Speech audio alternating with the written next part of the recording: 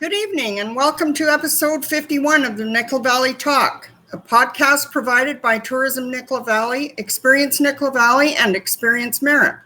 Nicola Valley Talk is broadcast live every Thursday at 7 p.m. from Merritt, British Columbia, Canada. Nicola Valley Talk is part of the 2021 National and Provincial Award-winning Experience Nicola Valley Program for Best Marketing Program of the Year and Best Community Project Award for communities under 20,000 people. My name is Melvina White. I'm your country lifestyle blogger with Experience Nicola Valley and your host tonight on Nicola Valley Talk. Eco-blogger Tanya Stewart is working our control room. Tonight we're going to talk about the annual Logger Sports Show event and its importance to Merritt and the Nicola Valley with Clint Langell, the Vice President of the Forestry Recognition Society, and Jerry of the President of the Forestry Recognition Society. Let's welcome our guests tonight, Clint and Jerry, representing the Merritt's Logger Sports Show. Welcome to the show, guys. Thank you very much for having us. Yep, thank you. So creating an understanding and recognizing that forestry is a reminder of Merritt's past and the importance of forestry within the community today was one of the reasons the Logger Sports Show was started. Clint, you are one of the organizers, and Jerry, you're one of the organizers of the Merritt Logger Sports Show. Can you take a moment, Clint, and tell us who Clint is and of the Forestry Recognition Society? Thank you. Well, I've been involved with forestry for probably close to 35 years. It's given me a great career, and it's been really exciting moving up through the stages and learning the trade and learning how much forestry means to this town and country. It's a great opportunity for anybody to get into. I moved to Merritt about 15 years ago. Logger sports used to be big in this town, and then it kind of faded away. And the last 2 years, we've been trying to revive it and get people to be involved and realize that there's a lot more that goes on in the bush other than just the logging trucks driving by your door. It's a great career, and there's various jobs that can be filled in the forestry industry. So we hope to promote this, bring education, and show people what's all involved in getting a 2x4 from the lumber store. Thanks, Clint. Jerry, can you tell us a little bit about yourself and how you got into this logger sports business? Well, I guess I have to echo a lot what Clint had to say, was that I've been in the industry for over 40 years and 60. 50 now, 40 years. And, I built my career within the industry and it's part of payback, but also it's a matter of recognizing what's been going on in a lot of small communities. And, essentially a lot of them have been forgotten and mills have moved out or closed down. And, the background to our community of Merritt here is the logging industry and the ranching industry. And, so I thought it was, obviously very important to maintain that recognition. Don't forget our history and recognize what we do in this community and how do we, the importance of our community or of our business to the community of Merritt. So we thought it was about time somebody stepped up, and Clint and I and several others jumped up, and we started this about probably 5 or 6 years ago, and we are where we are now. Well, that's great. It's definitely a positive for Merritt and the Nicola Valley, that's for sure. Clint, could you explain to our audience how the forestry industry is an economic driver and how it affects the community as well as all levels of government? Well, it's interesting with forestry because it doesn't get as much recognition as it should, but pretty much everybody, especially in the Nicola Valley, works in the forestry industry. There's lots of ranchers that kind of support their ranching hobby by working for logging companies or plowing snow in the winter or whatever. So everybody somehow is involved, from the parts stores to the grocery stores to the hotels. Um, Everybody is involved in forestry. It's kind of our main driving industry and in BC, really. So it's something to really recognize and really realize that a lot of people in this industry are getting older. So that is why we've brought our education line on board to educate the children nowadays that there is a huge career potential for them to get involved in forestry. If I could add to Melvina, Aspen Planers is part of the ILMA Association, the International Association, and we did a study on this, and I think it's a relationship of like 4 or 5 to 1 in terms of direct to indirect jobs that are tied to our forest industry. And so for every direct job, there's another 4 or 5 indirect jobs that are directly related to our industry that help support, the economic basis of this province. Yeah, and that's a good point that I don't think a lot of people realize with a number of different industries, and especially in the logging industry. There's the tire shops, there's the welding shops, there's the list goes on. And yeah, it is very important. In 1971, BC's legislature recognized logger sports as the official industrial sport of British Columbia. Not only has it become a major attraction in BC and around the world, it has become a major attraction to Merritt and the Nicola Valley. My question is, although the logger sports show in Merritt is still in its building stage, how would you describe the economic benefits to the community? It's been great. 2 years ago, we started our first boot camp and got a lot of the community involved, and it was quite impressive because pretty much anybody can come to our boot camp and have fun. It was amazing, the people that have never ran a chainsaw. I think even yourself, Melvina, it was good to see you up there cutting wood and throwing the axe and stuff, and it really brought our community together like no other event I've ever seen. Everybody somewhere in their history has had a grandpa or a great grandpa that has logged, and it just brought everybody together, and there was just a real great appreciation for the loggers, the truck drivers, the mill, and it was really, really good for everybody. It's become kind of our family. My memory of logging is fire season every year. That's a big one too, and we're thankful to have the firefighters there too to educate people on stuff. So it's a real good place to learn about all sorts of different stuff and involved. It doesn't matter what part of the province you're in, there's fire season every year in the logging industry. Yeah, that's exactly right. Although, would you tell the audience the importance of continuing to build this show and the involvement of international participation? Jerry, maybe you could fill us in on that. Well, I'm a little puzzled by the international aspect of the question. Right now, we're just trying to really build local participation. And that really was our goal to begin with. If we can reach out and reach out to the international community, I mean, that would be wonderful. We've sort of brought it back a little bit. We just want to reach out to really the Nicola Valley and have them participate, get them involved, and learn to really understand the importance of the forest industry to the community and to the province.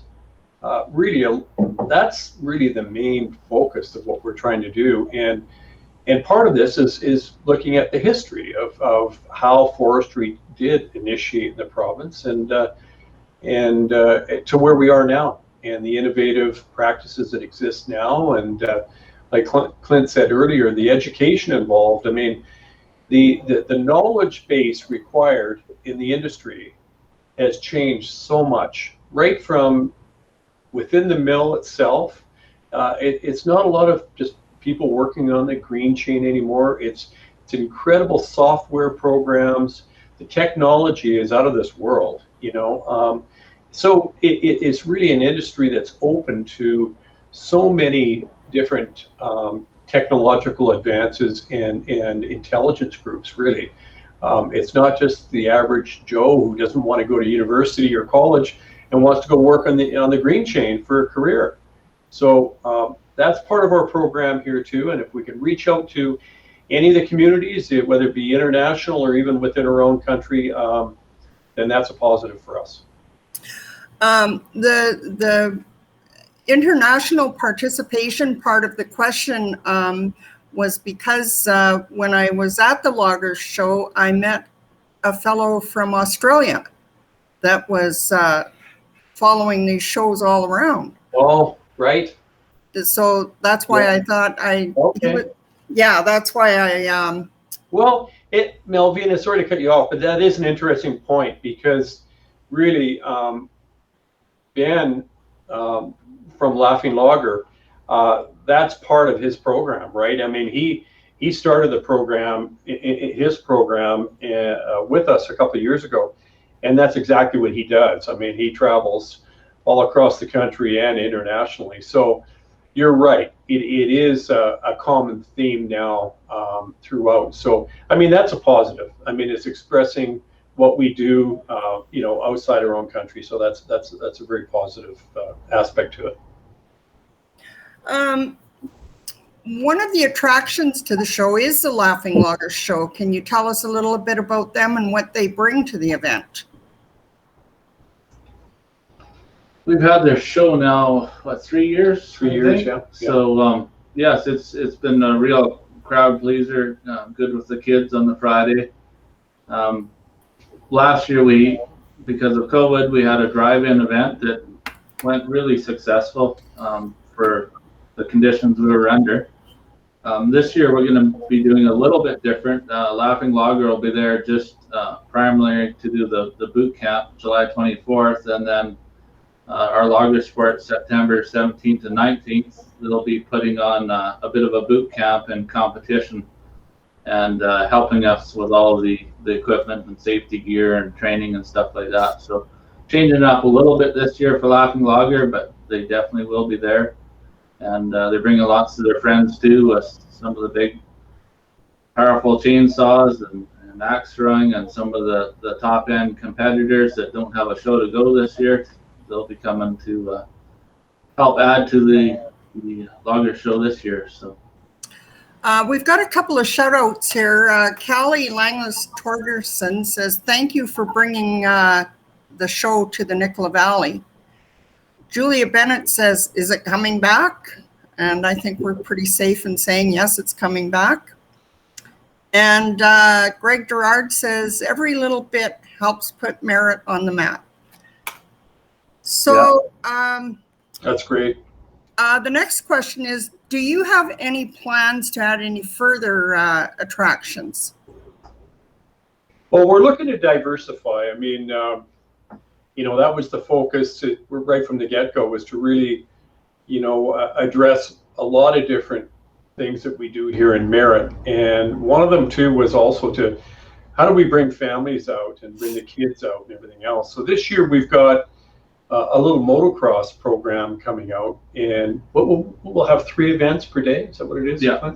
3 events per day, and it's going to be at the rodeo grounds. So we're looking at bringing that in this year as an added attraction for the kids and families. We're trying to focus a little bit more on education as well this year. So there's going to be some other educational aspects that we're going to bring forward as well. So that's probably the big, the new item that we've caught. Mm-hmm. What else have we got to add, really? I think the other focus is just the competition. I mean, we've got a little bit of carving for the kids. I think that we want to do this year. We've got a carver that's going to be there for the kids and carve little carvings for the families and stuff. But our focus is going to be on the local competition. Try to get teams from our community involved. And the focus is try to get as many businesses as we can in the community here of Merritt, and as challenges against one another, whether it's the parts stores or the tire shops or the restaurants or whatever. But we want to have a bunch of challenges out where we've got teams representing different parts of the community and businesses, and competing in these really cool events. Well, that sounds great. Actually, Callie Langlow Torgerson says, I have been. It was fun for families and alike. So, so what's been there already, I think you've created the atmosphere for families, and what you're adding, I think will only make it bigger and better. Mm-hmm. I think the fact, Melvina, sorry, I think the fact that it's free. I mean, there's no charge for anybody to attend, and that's one of the attractions. We wanted people to just drop in and see what we have to offer here. So that's another aspect that I think is pretty positive. You don't have to show up with a $10 bill sort of thing, and that's thanks. We have to give thanks to the donators and the people that sponsor our show every year as well. Could you, there's another important attraction to the Logger Sports Show, and that is the chainsaw carvers. We have had some influential artists participate in this event. So could you tell us about this art and enlighten us on some of the artists that have participated in the event and what the carving event has brought to the Logger Sports Show? Yeah, that's been a real amazing part of it. It's just incredible what they can do with a piece of wood. When I look at a piece of wood, all I can see is firewood or 2x4s, but they look at it and they can see some mystical creature, or it's just unbelievable the stuff they carve out of a log and feature all the knots and cracks and whatever into their carvings. So it's been really interesting working with the carvers. We've had quite a few come through here. And this year we've scaled back a little bit just because of COVID. Money's been a little bit tight and not too many people wanted to sponsor carvings this year. So we've scaled back to maybe one or two main carvers. And then, like Jerry was saying, we're going to have a carver there full time just to carve little stuff for the kids, because it's always been my goal for every little kid to walk away with some little tiny carving they can take home and put on the shelf and remember us throughout the year. So oh my God, that'll be so exciting for them. They'll be thrilled to death. For sure. And when you say what did you call them, some kind of something creatures, that one down by the Valley Kitchen there in the park, he's a character, that one. Yeah, it is for sure. Yeah. Root. In 2017, Marina Cole won first place in the Chainsaw Carvers competition at the Merritt Logger Sports Show, and the prize for the win was the opportunity to carve a sculpture for one of our local heroes, Ty Posabon. Can you comment on the sentiments Marina had for being chosen to create the sculpture and the pride of the community of participating in an incredible piece of artwork? Well, it was quite an incredible, event. I mean, the community has really mourned the loss of young Ty, and the foundation that was built up to recognize Ty was phenomenal, really, in terms of how they supported us on this. And a lot of them were his local buddies and partners that worked in the rodeo with him. But what she did was just phenomenal. I mean, I don't know how many months it took her to build this carving, but I think it was in the neighborhood of 4 or 5 months. Is that right, Clint? Yeah. And the carving is it's second to none. It's world class. When you look at it, you just cannot believe that this was carved out of wood. And so it's there. I mean, the city has showcased this, and it's just a beautiful carving, and it's just a wonderful reminder of the young man, and what that family means to the community of Merritt. Yeah, it is beautiful. Roger Downing says, "Hey guys, I lived in Merritt and competed from 1985 to 1988 in Merritt Logger Sports with my uncles Bill, Jim, John Blatchford. My cousins Nolan and Gerald Blatchford. It was well supported by local businesses, mostly from the logging lumber industry. I worked for Fred Lowe and Bill Johnson back then. So glad this is being considered. Was always a well-attended family event." And May Ketter says, "A great event, amazing carvings and lots of fun."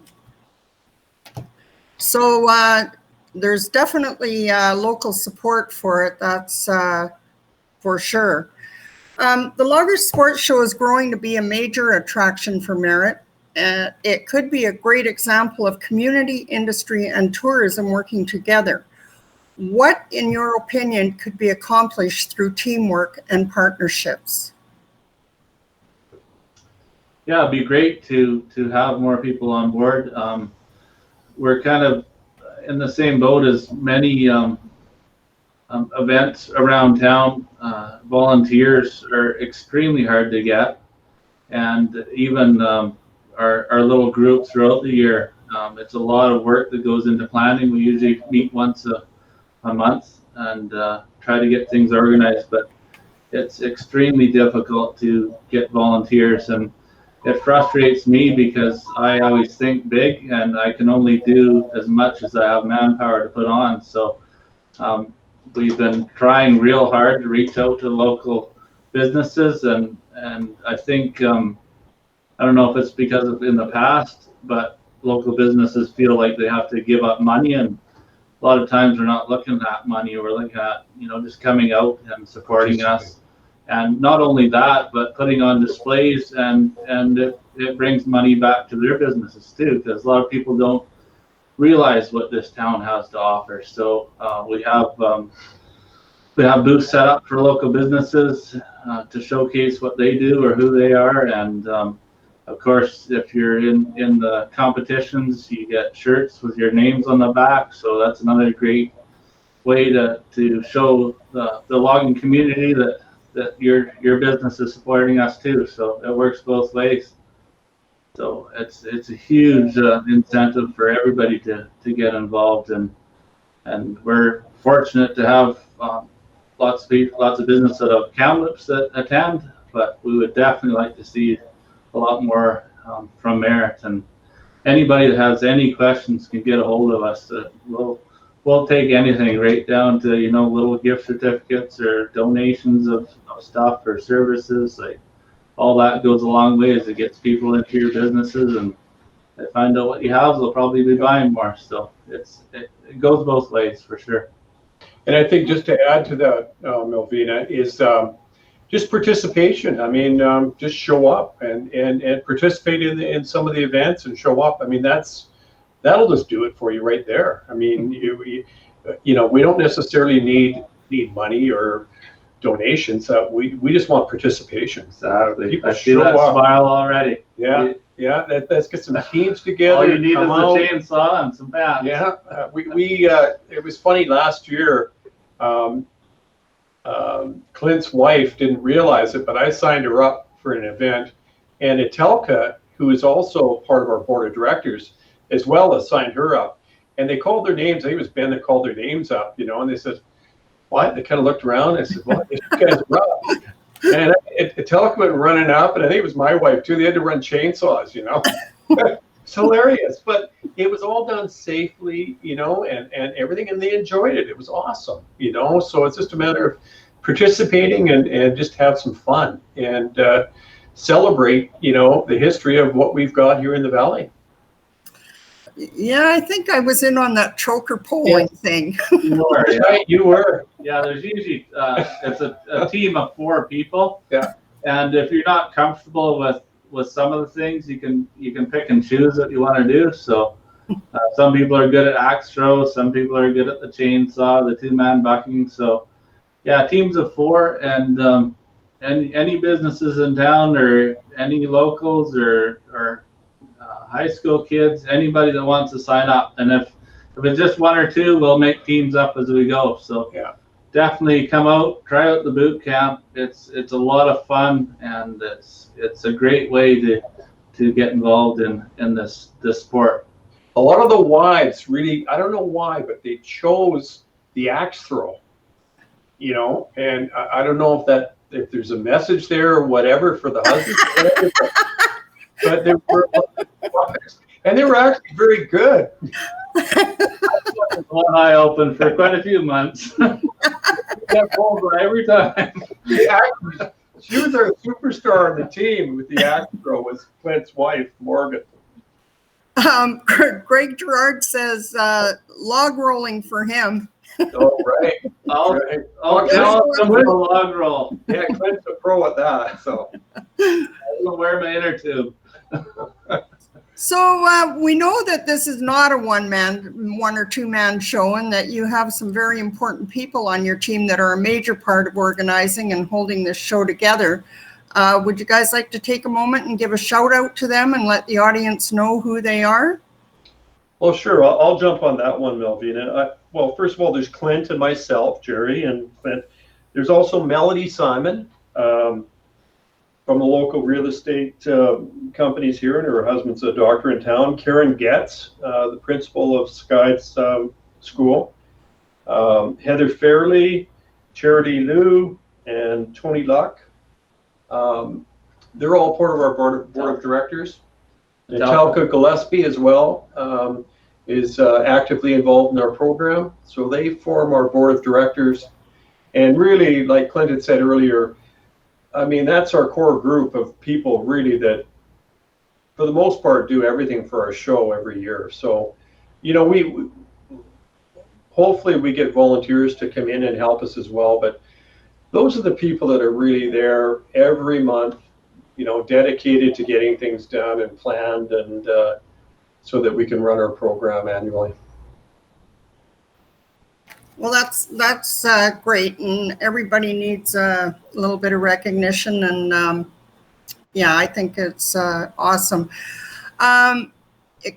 Experience Nicola Valley, Experience Merritt, and the talk show Nicola Valley Talk are part of the Tourism Nicola Valley program, which just won a national and provincial award. What do you think of the Experience Nicola Valley program, and what do you feel this program brings to not only tourism and visitors, but to the overall community?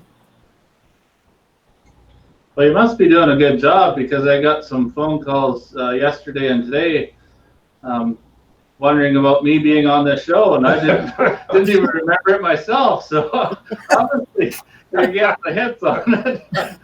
So, yeah, it was quite interesting, and people from down in Vancouver and stuff. So you're definitely reaching the audience, which is great, because I don't think too many people understand or realize that the Merritt's not far away from everywhere, and it holds a lot of stuff here. There's a lot of stuff to do, and it's a great place for families to come to participate in our show, and lots of other stuff to do. So you don't have to fly to Hawaii or Mexico or halfway across the world and spend thousands of dollars. You can come to little old Merritt, a couple-hour drive. There's lots of great hotels to stay in, lots of stuff to do, lots of restaurants.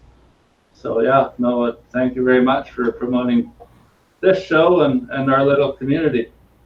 It's very interesting that between the blogging and this talk show, we get a number of calls daily asking questions about different things that they've seen either in a blog or somebody's blogged about, or somebody's talked about on the talk show. Guaranteed we'll get calls about this show, without a doubt. Well, that tells you something right there, Melvina. I mean, the fact that you can reach out with this is incredible. Like, I'm very impressed by the whole program. And I think you, you'll be impressed with, I think the audience that will be reached with this, just with this show alone. So before we let you go, is there anything else you'd like to share with the audience that you'd like them to know? Well, I think that, if I could jump in first, I mean, obviously we've got 2 events happening this year. The 25th of July, that's not too far away. On the Sunday, we've got a boot camp where essentially it's just, just the training and the safety involved in participating in some logger sports. So to properly throw axes safely, run a chainsaw, the double bitted axe, log rolling. I'm not sure if he's going to bring the pole climbing or not, but the two-man saw and how to do it correctly and safely and productively, right? So that's the event coming up on the 25th, and then we've got our big show coming up in September, the 17th, 18th, and 19th. And maybe you could speak to that, Clint. Yeah, so we're trying to build on it. We're hoping on the 25th to have a bit of a truck show, but definitely on the logger show. Like some of you people viewing this have seen, we had a huge turnout 2 years ago with our trucks, and this year we're looking at putting even a bigger truck show on. So they're pretty impressive trucks. We'll be there on display. We'll have our motocross. They'll be doing jumps and performing for us. We'll have lots of local competitors, lots of vendors, lots of new equipment. So, yeah, it'll be good for everybody. And then with our boot camp, we're really looking forward to local businesses and individuals signing up. So the one thing we do have is the first 5 teams to sign up will be entered into a raffle for a carving like this. So first 5 that get their names in right away here, we'll be making a draw and a carving, and then we'll go from there. So please call your friends, your neighbors, your enemies, whatever it takes to get a team together, and we'll put the show on. So, well, maybe we can help work on that and get some teams together. I appreciate that. Yeah. Are you going to have my little logging truck there? Well, you don't go too fast. I don't want to get in the city. Yeah, that was a lot of fun. I hope we can get back to those days. We're just getting our steam rolling there, and then we had to scale rate back. But it looks like this year, by the time September rolls around, we'll be back to full gear again. You can't keep a logger down for long. We have to keep moving.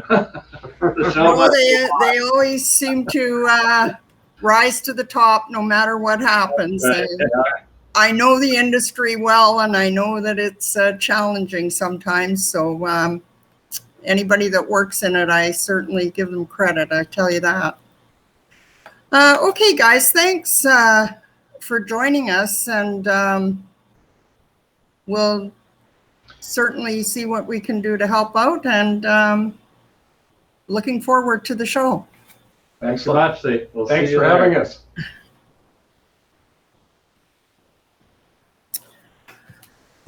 Thank you, Clint and Jerry from the Logger Sports Show.